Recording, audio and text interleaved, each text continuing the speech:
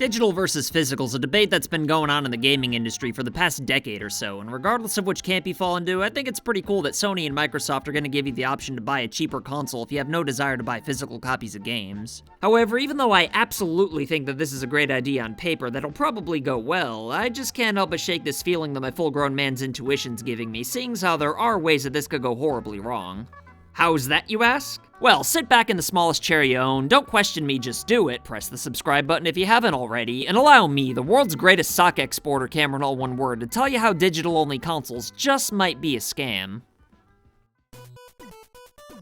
Alright, so before you raise hell week all rolled into one day up in the comments, let me make it perfectly clear that I'm like 98% sure that digital-only consoles will be a good thing, and even though I do prefer physical myself, I don't see anything wrong with console makers actively trying to entice the general public to go digital by providing cheaper options. I mean, I do worry that a purely digital gaming world would only be negative in the long run, but if people are going to save a bunch of money in the meantime, then I'll celebrate digital-only models for now, mainly because I'm convinced that physical games are never going to completely die off, but that's a topic for another video that I already made. Guess I'll link it in the comments or whatever,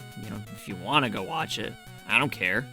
The main concern I have with digital-only PlayStation and Xbox models is that Sony or Microsoft might go out of their way to make the physical-only models scarce, which might force people who planned on buying them to cave and go digital, because while everyone may have a preference in digital versus physical, the majority of casual gamers aren't really that dead set on it to where they're willing to wait longer and pay more money just to have their way. I know, it sounds like I've been sipping back on way too much of my grandpa's cough medicine, and I'm not saying that I haven't been, but if you think that I'm crazy for believing that two companies would dare try and force the gaming industry to go purely digital, then just remember what Microsoft tried doing with the Xbox One and its wacky DRM policies that would have prevented people from borrowing and reselling games. I mean, to be fair, they did get rid of these policies before the console even launched after all the backlash, but at that point, the damage had already been done and they never fully recovered from it either. I mean, if you caught your buddy Lonnie trying to steal your VHS tape of Who's the Boss, would you really still want to go to that Outlaw Mud show with him later on? Sure, Sony did make fun of Microsoft for trying to do this right off the bat to try to gain clout, but we eventually found out that they were going to try to do the exact same thing with the PS4, so don't try and tell me that neither company wants to kill the benefits of physical,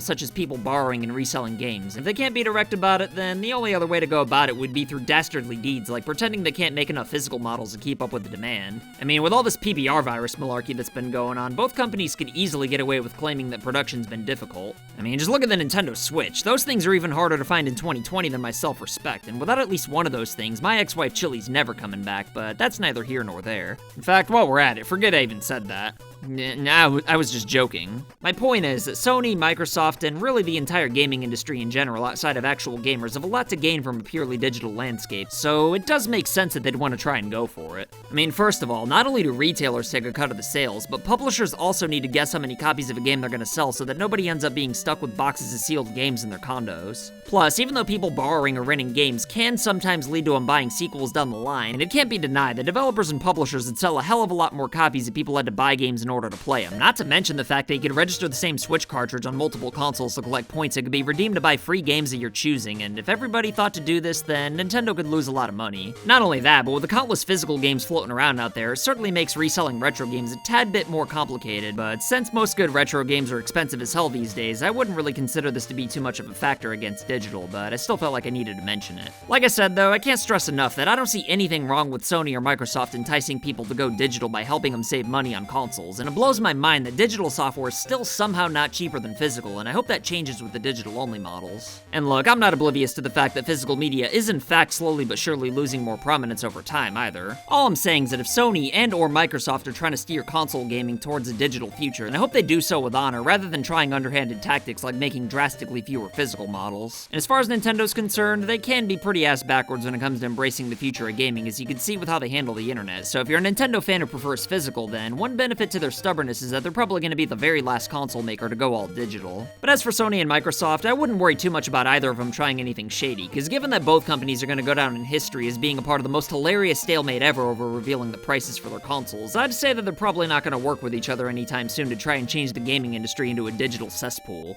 And if they're not going to do it together, then neither company is going to have the audacity to try it first and leave themselves open to ridicule from the other company. However, if one or both companies magically fall short on physical consoles in the near future, then you heard it here first. But anyway, what do you think? Is there any chance of Sony or Microsoft consciously releasing fewer physical consoles, or do you think I'm even crazy for imagining the possibility? Either way, let me know what you think in the comments below, and as always, I'll try my goddamnedest to respond to everybody at some point. But let me tell you, if there's two people who deserve to win Grammys for Best Rap Album, then it would definitely be today's patrons of the day, Melanie G and Walla Waifu. If you want to be badasses like these two, then consider supporting FU Game Crew on Patreon for loot boxes and silly rewards in the mail. Send pictures or videos of you rocking merch if you want to make cameos in my videos, and follow me on Twitch if you ever want to hang out whenever I play video games sometimes. My name's Cameron, all one word, and I'll see you next time.